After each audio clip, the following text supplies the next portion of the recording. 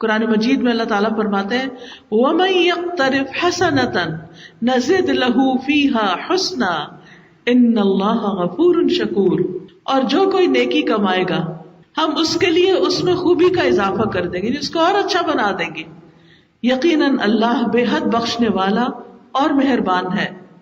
بعض سلف صالحین کہتے ہیں کہ نیکی کا ثواب اس کے بعد ہونے والی نیکی ہے، یعنی نیکی کا ایک ثواب تو آخرت میں ملے گا، اور ایک ثواب کیا ہے کہ ایک اور نیکی کی توفیق مل جائے، انسان کو ہمت ہو جائے، انسان کو اس بات کی طاقت مل جائے کہ وہ مزید نیکی کر سکے۔ پھر یاد رکھیے کہ اللہ سبحانہ و تعالیٰ صرف نیک لوگوں کی قدردانی نہیں کرتا، بلکہ اگر کوئی گناہ گار انسان بھی ہے اور وہ اچھا کام کرتا ہے تو اللہ تعالیٰ اس کی بھی قدردانی فرماتا ہے۔ اس لیے کہ اللہ سبحانہ وتعالیٰ اگر کوئی شخص مومن ہے تو اس کو دنیا میں بھی دیتا ہے اور آخرت میں بھی، جس کی ہم دعا بھی کرتے ہیں ربنا آتنا فی الدنیا حسنۃ وفی الآخرۃ حسنۃ وقنا عذاب النار۔ اور اگر کوئی کافر ہے تو اس کا بدلہ اللہ تعالیٰ اس کو دنیا میں دے دیتا ہے اور آخرت میں پھر اس کے لیے کچھ نہیں ہوتا۔ تو یاد رکھیے کہ شکر کا فائدہ انسان کو خود ہی ملتا ہے، شکر گزار کو عذاب سے بچا لیا جاتا ہے، شکر گزار کو بلند مقام عطا ہوتا ہے، شکر گزار کو بے پناہ اجر ملتا ہے، شکر گزار جو ہے اس کے درجے کئی گنا بڑھ جاتے ہیں۔ صرف ایک دفعہ الحمدللہ کہنا میزان کو بھر دیتا ہے، اس سے بڑی قدردانی کیا ہوگی؟ یعنی ہم دل سے کہتے ہیں جب الحمدللہ، کسی نعمت پہ خوش ہوتے ہیں، کسی نیکی کی توفیق پر خوش ہوتے ہیں، تو اس سے میزان بھر جاتا ہے۔ پھر اسی طرح صبح و شام الحمدللہ کہنا جو ہے اور الحمدللہ کثیرہ کہنا جو ہے، یہ انسان کے لیے بہت بڑے فائدے کا سبب بنتا ہے۔ رسول اللہ صلی اللہ علیہ وسلم نے فرمایا ایک آدمی نے الحمدللہ کہا، اس کلمے کو لکھنا فرشتے پہ بہت بھاری ہو گیا، یعنی وہ اتنا وزنی نیکی تھی کہ فرشتے سے لکھی نہیں جا رہی تھی۔ اس نے اپنے رب عز و جل سے رجوع کیا تو اسے کہا گیا جس طرح میرے بندے نے کثیرہ کہا ہے اس کو اسی طرح بس لکھ دو۔ یعنی ایک تو ہم کہتے ہیں نا الحمدللہ، اور ایک ہوتا ہے الحمدللہ کثیرہ، جیسے وہ تسبیح بھی ہے نا، اللہ اکبر کبیرہ والحمدللہ کثیرہ وسبحان اللہ بکرۃ واصیلا۔ تو جس جذبے سے، جس شوق سے، جس محبت سے آپ پڑھیں گے اتنا ہی اجر آپ کو اس کا ملے گا۔ تو یاد رکھیے کہ نعمتوں کا شکر ادا کرتے رہیے، بول کر بھی، زبان سے بھی۔ اور زبان سے کیسے؟ ایک تو الحمدللہ کہہ کے، اور دوسرے نعمت کا ذکر کر کے۔ مثلا آپ کو قرآن کی نعمت ملی، دین کی نعمت ملی، تو اس کا اظہار کر کے اللہ کا شکر ادا کریں۔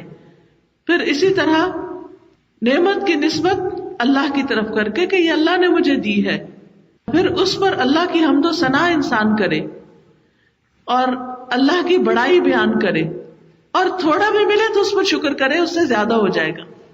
یعنی انسان یہ نہ کرے کہ اچھا فلاں کو تو اتنا زیادہ ملا ہے اور مجھے اتنا کم، کیونکہ انسان جب شکوہ کرنے لگتا ہے، کمپلینٹس کرتا ہے، تو اس کا شکر ختم ہو جاتا ہے۔ پھر یہ کہ دل سے بھی انسان کو شکر ادا کرنا چاہیے، صرف زبان سے ہی نہیں کرتے رہنا چاہیے۔ یعنی دل میں قدردانی کے جذبات ہونے چاہیے، اللہ کے لیے بھی اور بندوں کے لیے جنہوں نے ہمارے ساتھ کوئی اچھا سلوک کیا ہو۔ پھر یہ کہ اپنے عمل کے ساتھ بھی شکر گزار ہوں، اپنے جیسچر کے ساتھ۔ مثلا آپ بعضوں کا زبان سے کسی کو تھینک یو نہیں بھی کہتے، لیکن آپ ایک اسمائل پاس کر دیتے ہیں، کوئی اس کی تعریف کر دیتے ہیں، تو یہ بھی انشاءاللہ اس کی قدردانی میں شمار ہوگا۔ پھر آپ دیکھیے کہ کسی بھی نعمت کو صحیح جگہ استعمال کرنا جو ہے وہ اس کی سب سے بڑی شکر گزاری ہے، اور نعمت پا کے سرکشی نہ کرنا، اللہ کی نافرمانی نہ کرنا، یہ بھی نعمت کی شکر گزاری میں آتا ہے۔ اللہ اور بندوں کے حق ادا کرنا، مثلا والدین کا ہم پر احسان ہے، انشکر لی ولوالدیک، میرا شکر ادا کرو اور اپنے والدین کا شکر ادا کرو۔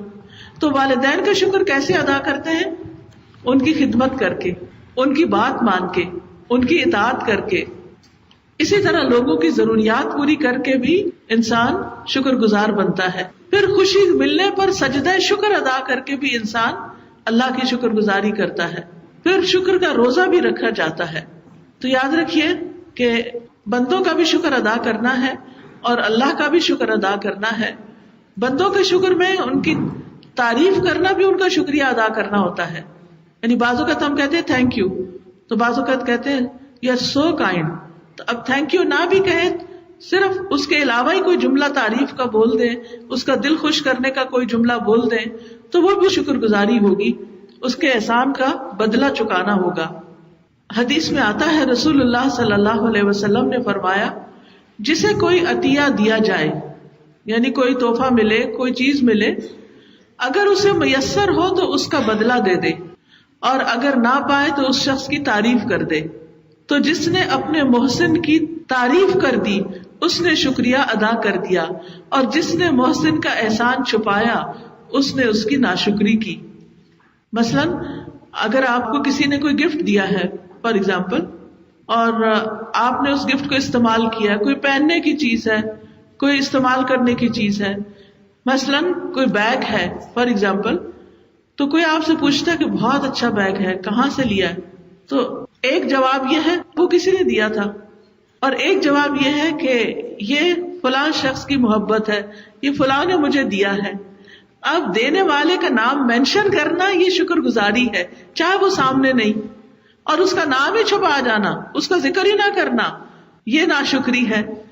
بعض اوقات ہسبینڈس کے بارے میں خواتین شکر گزار نہیں ہوتی، وہ کچھ بھی کر لیں تو اس کو کہیں مینشن نہیں کرتی، ہاں اگر وہ کوئی سخت بات کرتے تو ہر ایک کو سنا دیتے، تو یہ بھی ناشکری ہے. نبی صلی اللہ علیہ وسلم کے بارے میں آتا ہے کہ وہ ہدیہ قبول کرتے اور بدلہ بھی دیا کرتے تھے. حضرت عمر کہتے ہیں میں نے نبی صلی اللہ علیہ وسلم سے کہا میں نے فلاں کو دیکھا ہے وہ دعا دے رہا تھا اور اچھی بات کہہ رہا تھا، اور کہہ رہا تھا کہ آپ نے اسے 2 دینار دیے ہیں. آپ نے فرمایا لیکن فلاں شخص اسے میں نے یہاں سے یہاں تک دیا تو نہ اس نے تعریف کی نہ اچھی بات کی. یعنی اس وقت آپ نے 2 لوگوں کا کمپیریزن کیا، یعنی ایک شخص وہ تھا جس کو آپ نے بس 2 دینار دیے تھے، تو وہ جا کر آپ صلی اللہ علیہ وسلم کی تعریف کرنے لگا کہیں، اور کسی شخص نے جب سنی تو واپس آ کے آپ کو بتایا کہ وہ شخص آپ کی بہت تعریف کر رہا تھا. تو آپ نے فرمایا کہ وہ صرف 2 دینار پر ہی تعریف کر رہا تھا، یعنی آپ نے بھی اس کی ایک طرح سے تعریف کی. یعنی یہ مطلب حدیث کے لفظوں میں نہیں لکھا ہوا، کیونکہ آپ نے اس کے بعد کمپیریزن میں ایک اور شخص کا ذکر کیا، اور آپ نے فرمایا میں نے اس کو یہاں سے وہاں تک دیا. کوئی باغ دیا ہوگا یا کوئی جانور دیے ہوں گے یا کوئی بھی چیز دی ہوگی، لیکن اس نے تو کبھی ذکر بھی نہیں کیا.